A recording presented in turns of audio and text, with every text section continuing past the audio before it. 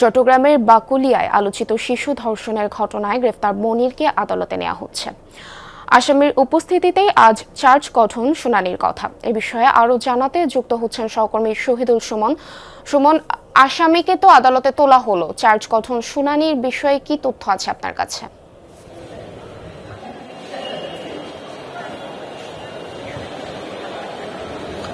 পূর্বী একটু আগেই মূলত আদালত বসেছে, এখন সেই কার্যক্রমটি চলছে। আমি যদি একটু দেখানোর চেষ্টা করি, এই মুহূর্তে তাকে মূলত তোলা হয়েছে শিশু সহিংসতা দমন ট্রাইব্যুনালে। এখানে বিচারক তার যে বিচার কার্য সেটি অল্প কিছুক্ষণ আগেই শুরু করেছেন। হয়তো আমরা এখানকার যারা সংশ্লিষ্ট আইনজীবীরা রয়েছেন কিংবা সরকারি পিপি রয়েছেন, তারা বেরিয়ে আসলে বিস্তারিত জানতে পারবো। তবে সকালে কড়া নিরাপত্তায় সকাল 9:30টায় তাকে কারাগার থেকে আদালতে আনা হয় এবং কিছুক্ষণ আগেই তাকে যেই সংশ্লিষ্ট কোর্ট রয়েছে সেই কোর্টে আনা হয়েছে এবং হয়তো অল্প কিছুক্ষণের মধ্যে এই যে আমরা যতটুকু খবর পেয়েছি ভিতর থেকে, তার যে কার্যক্রমটি সেটি শেষ হয়েছে। এই এখনই হয়তো তাকে সেখান থেকে বের করা হবে।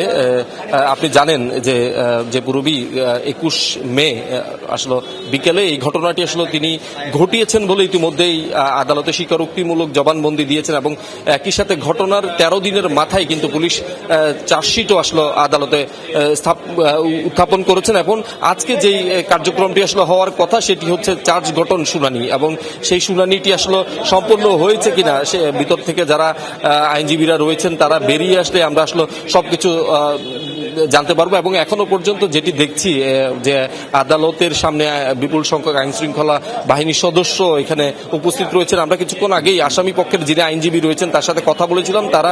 তিনি যেটি জানিয়েছেন যে তার পক্ষটি অর্থাৎ যিনি আসামি তিনি নির্দোষ এবং তাকে বেকসুর খালাস করাতে পারবেন তিনি এটি দাবি করছেন। তবে এখানে যেহেতু আসামি পক্ষের বাইরেও সরকারি পক্ষের কৌশলী রয়েছেন, তিনি এই ঘটনার যেই যৌক্তিকতা সেটি যেমন তুলে ধরছেন, তেমনি কিন্তু তিনি ইতিমধ্যেই স্বীকারোক্তিমূলক জবানবন্দি দিয়েছেন। তিনি এই ঘটনা ঘটিয়েছেন এবং এই যে ঘটনা সেই ঘটনার দিন আমরা 21 মে দেখেছিলাম তাকে বাকুলিয়া যারা জনতা রয়েছেন, সাধারণ মানুষ রয়েছেন, তাকে কিন্তু ঘেরাও করে পুলিশে সোপর্দ করে। তারপরেই আমরা দেখেছি তাকে যখন পুলিশ হেফাজতে নেওয়া হয়েছে তখনই কিন্তু তারা আইন শৃঙ্খলা বাহিনীর সামনে কিন্তু তাকে পিটিয়ে হত্যা, অর্থাৎ তারাই যে বিচার প্রক্রিয়া সম্পূর্ণ করার দাবি তুলেছে। পরক্ষণে আমরা দেখছি পুলিশের সাথে ছাত্র জনতার ধাওয়া পাল্টা দেওয়া। সেদিন কিন্তু পুলিশের বেশ কয়েকটি গাড়িও জনতা পুড়িয়ে দেয়। তবে এখন পর্যন্ত সাধারণ মানুষের দাবি এই ঘটনায় দৃষ্টান্তমূলক শাস্তি যাতে মনির পায়।